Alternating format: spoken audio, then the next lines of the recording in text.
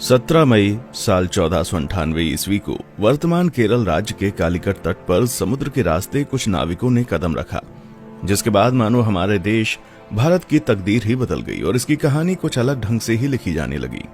दोस्तों, ये वो दिन था जब यूरोपियन समुद्री नाविक एवं खोजकर्ता वास्को डी गामा ने भारत की खोज की थी।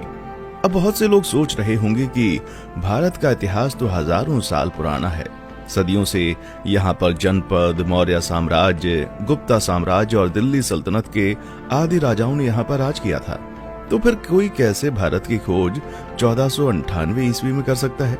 तो दोस्तों, आपको बता दें, भारत में सदियों से जितने भी आक्रमणकारी जैसे सिकंदर, मंगोल आदि आते थे, तो वह हमेशा भारत को पश्चिमी एशिया से जोड़ने वाले मशहूर रास्ते खैबर दर्रा से होकर आते थे।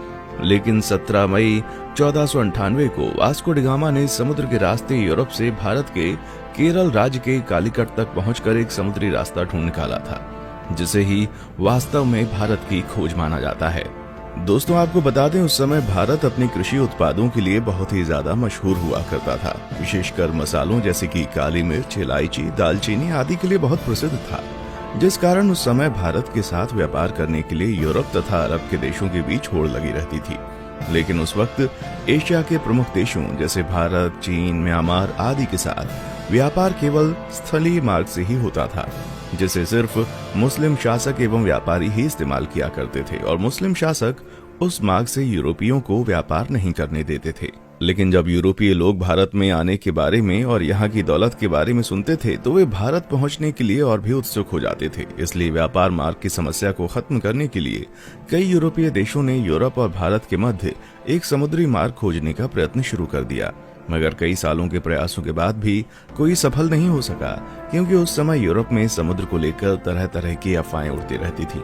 जैसे कि कई लोगों का मानना था, अगर समुद्र में नाव को बहुत दूर तक ले गए तो नाव समुद्र के अंतिम छोर पर जाकर गिर जाएगी। इसलिए कुछ नाविक समुद्र में बहुत लंबा सफर नहीं करते थे।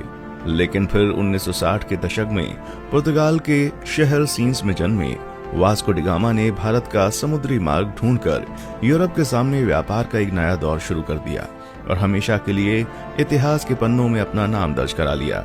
कैसे शुरू हुआ था भारत को खोजने का सफर? दोस्तों, वास्को डी गामा का जन्म 1960 के दशक के आसपास ही पुर्तगाल के सिंस में हुआ था। उनके पिता एस्टेवा भी एक अच्छे नाविक एवं समुद्री खोजकर्ता थे। वास्को डी गामा का सारा बचपन अपने पिता के साथ एक नाविक और यात्रा के माहौल में बीता था। फिर सन 1480 में वास्को डी गामा ने अपने पिता का अनुसरण करते हुए पुर्तगाली नौसेना में वो शामिल हुए। यहीं पर उन्होंने नौचालन का एक एडवांस तरीका और लंबी समुद्री यात्रा करना सीखा। फिर उस समय पुर्तगाल के राजा हेनरी, जिन्हें हेनरी द नेविगेटर के नाम से भी जाना जाता था, उन्होंने उत्तर और पश्चिम अफ्रीका में कई सफल समुद्री यात्राओं तथा खोजों को आर्थिक सहायता एवं संरक्षण प्रदान किया था, जिस वजह से बहुत से नाविक नए नए द्वीपों को ढूंढने की कोशिश किया करते थे। इसी के चलते 1487 में पुर्तगाल के ही एक प्रसिद्ध खोजकर्ता बार्टोलुम डायस ने अफ्रीका के दक्षिणी सिरे तक यात्रा करके ये पता लगा लिया था कि हिंद महासागर और अटलांटिक महासागर एक दूसरे से जुड़े हुए हैं। जिसके बाद डी गामा, जो समुद्री यात्राओं एवं खोजबीन में गहरी दिलचस्पी रखता था, वो जानता था कि यदि हिंद और अटलांटिक महासागर अफ्रीकी भूमि के अंत में जुड़ते हैं तो वो अफ्रीका से दूर दक्षिणी कोने पर मौजूद केप ऑफ गुड होप के माध्यम से भारत तक पहुंचने का मार्ग खोज सकता है। जिसके बाद 8 जुलाई 1497 को वास्को डी गामा ने 4 जहाजों और 170 आदमियों के दल के साथ पुर्तगाल के लिस्बन शहर से अपनी यात्रा शुरू की। वो खुद 200 टन वजनी सेंट गैब्रियल नामक जहाज में सवार हुआ और अपने छोटे भाई पाउलो को सेंट राफेल नामक जहाज का नेतृत्व सौंप दिया। फिर कुछ दिनों के बाद उनका जहाजी बेड़ा इस समय के मोरक्को देश के निकट स्थित कैनरी द्वीप से गुजरते हुए केप वर्दे द्वीप समूह पहुंचा और वहीं 3 अगस्त तक रुका रहा। आपको बता दें, वे लोग जहाज पर अपने साथ पत्थरों के स्तंभ लेकर आया करते थे, जिसे वे लोग अपने मार्ग को चिन्हित करने के लिए विभिन्न महत्वपूर्ण पड़ावों पर स्थापित कर दिया करते थे, जिससे कि उन्हें वापसी का रास्ता मालूम हो सके। वास्को डी गामा ने गिनी की खाड़ी की तेज समुद्री धाराओं से बचने के लिए अटलांटिक महासागर में एक लंबा चक्का लगाया और फिर केप ऑफ गुड होप के दौरे के लिए पूर्व की ओर एक मोड़ ले लिया।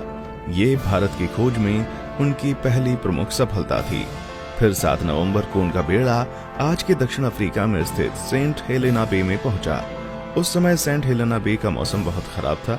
वहां बहुत तेज हवा और समुद्री लहरें चल रही थीं, जिस वजह से वास्को डी गामा का दल अगले 22 नवंबर तक आगे नहीं बढ़ सकता था। लेकिन फिर भी कुछ दिनों बाद मौसम अच्छा होने पर उन्होंने यात्रा करना शुरू कर दिया और वे केप ऑफ गुड होप पहुंच गए, जहां पहुंचकर उन्होंने इस जगह का अच्छे से दौरा किया। दोस्तों, आपको बता दें, जब Vasco da Gama Cape of Good Hope नामक स्थान पर पहुंचे तो तभी उन्होंने महसूस किया कि उसका भारत तक मार्ग खोजने का सपना हकीकत में तब्दील हो सकता है। और फिर मार्ग को चिन्हित करने के लिए पहले की भांति वहां एक पत्थर का स्तंभ स्थापित किया और फिर आगे की यात्रा की तैयारी करने लगे।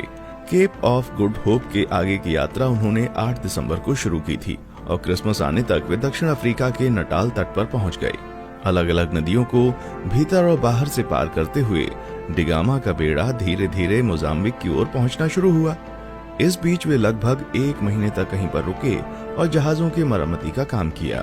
फिर 2 मार्च 1498 को डी गामा का बेड़ा मोजाम्बिक द्वीप पर पहुंच गया। जब डी गामा अपने दल के साथ मोजाम्बिक की धरती पर उतरा और वहां के निवासियों से मिला तो उन्हें लगा कि ये पुर्तगाली जहाजी भी उन्हीं की तरह मुसलमान है, इसलिए उन लोगों ने उनकी खूब मदद की।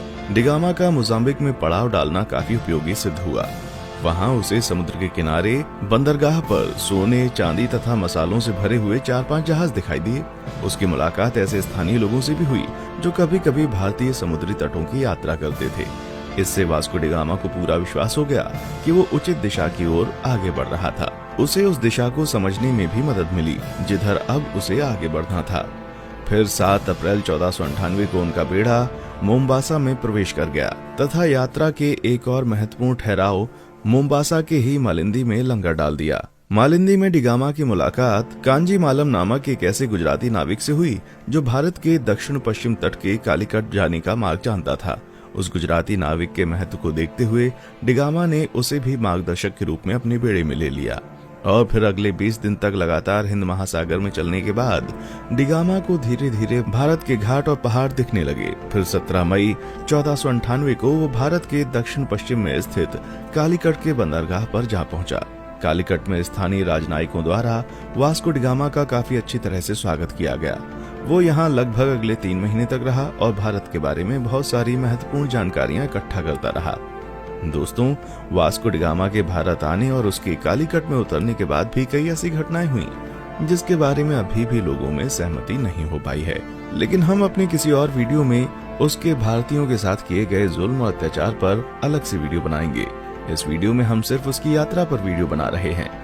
दोस्तों, यहाँ 3 महीने रहने के बाद वास्को डी गामा 2 साल से अधिक समय की यात्रा करते हुए 18 सितंबर को पुनः लिस्बन लौट आया। इस दौरान उसने लगभग 38,600 किलोमीटर की यात्रा की थी। और दोस्तों, आपको बता दें कि इस लंबी साहसिक यात्रा में उसके कुल 170 साथी थे, जिसमें से 116 की यात्रा के दौरान मृत्यु हो गई थी। वास्को डी गामा की इस उपलब्धि से पुर्तगाल के राजा बहुत खुश हुए थे तथा उन्होंने उसे दूसरी बार फिर से 1502 में भारत की यात्रा पर भेजा था। इतिहासकारों का मानना है जब डी गामा विभिन्न प्रकार के भारतीय मसालों और रेशम के साथ अपने देश पुर्तगाल लौटा तो उसने केवल मसाला बेचकर ही यात्रा पर खर्च किए गए पैसों से 4 गुना ज्यादा पैसे कमा लिए थे। दोस्तों, फिर 1524 में वास्को डी गामा की मृत्यु कालीकट में ही तब हो गई जब वो अपनी तीसरी यात्रा पर भारत आया हुआ था और कई इतिहासकारों के मुताबिक उसकी मृत्यु का कारण मलेरिया था। दोस्तों, जब डी गामा ने यूरोप और भारत के बीच का समुद्री मार्ग खोज लिया था तब डी गामा का नाम पूरे यूरोप में बहुत मशहूर हो गया था और उसकी उस साहसिक यात्रा की चर्चा सभी यूरोपीय देशों में होने लगी थी तथा धीरे धीरे अन्य देशों ने भी उसी खोजे गए रास्ते से अपने अभियान भारत भेजने शुरू कर दिए थे, जिस वजह से पुर्तगालियों के बाद डच, डेनिश, ब्रिटिश और फ्रांसीसी भी भारत आना शुरू हो गए थे। उसके बाद आगे के दशक में भारत में जो भी हुआ वो हम अच्छे से जानते हैं कि कैसे भारत इन यूरोपीय देशों की कॉलोनी बन गया। दोस्तों, आज के लिए बस इतना ही, फिर मिलते हैं एक और वीडियो में।